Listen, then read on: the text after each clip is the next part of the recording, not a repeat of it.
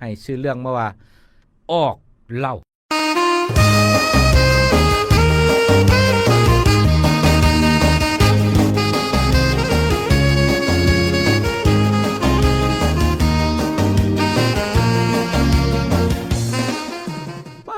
เท่าตีบนี่น้ำสมมติไอ้นี่ก็เซียนเมาแหละคันสิเว้าเราบ่หมดกูบ่เมื่อเราบ่เมื่อกูบ่หมดนะว่าซั่นซะคันได้กินเหล้าเข้าปากความยากบ่มีมื้อนึงก็ได้เว้ากับเมียด้วยความจริงใจว่าโอ้แหมมันค่อยขอเงินเจ้าจัก50,000เนี่ยติข่อยสิไปออกเหล้านี่นะว่าซั่นซะทางเมียได้ยินผัวเว้าซะโอ้ดีใจบักใหญ่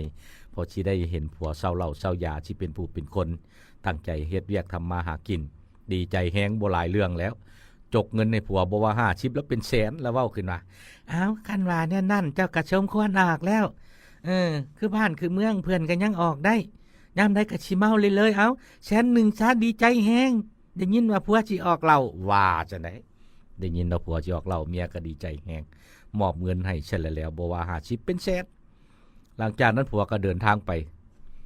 หัวแรงเนี่ยเด้บัดนี้ค่ายแรงแล้วมาแล้วเด้บัดนี้เสสัดๆมาพร้อม หน้า3หลัง3แล้วป่านเฮียนหยังเด้บัดนี้เสสัดๆเข้ามาทางเมียเห็นจังซั่นเลยว่าคุณน่ะตายไอ้ตีบข่อยบ่คิดว่าเจ้าสิเป็นจังซี่ไปแต่เช้าแต่เชียมันยังมาถอยหน้าถอยหลังมาอีกแล้วคือว่าสิไปออกเหล้าตายแล้วว่าจังซั่นทางตีบบ่หลายเรื่องตอบเมียไปว่าอันแหละช่างว่าได้เจ้าก็ได้ก็ไผว่าข่อยบ่ออกหมู่เป็นของแก้มข่อยก็ออกเหล้า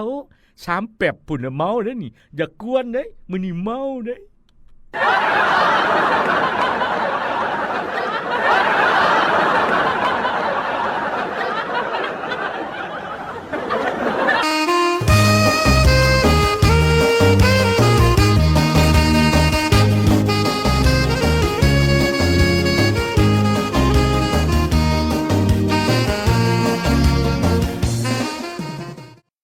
เรื่องนี้ให้ชื่อมาว่า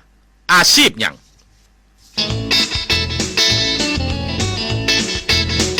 อาชีพหยังตู้สีนางลมกับป้าดีเรื่องดีๆที่ล้มกันคิดได้คิดดีป้าสีจึงถามป้าดีว่าป้าสีว่า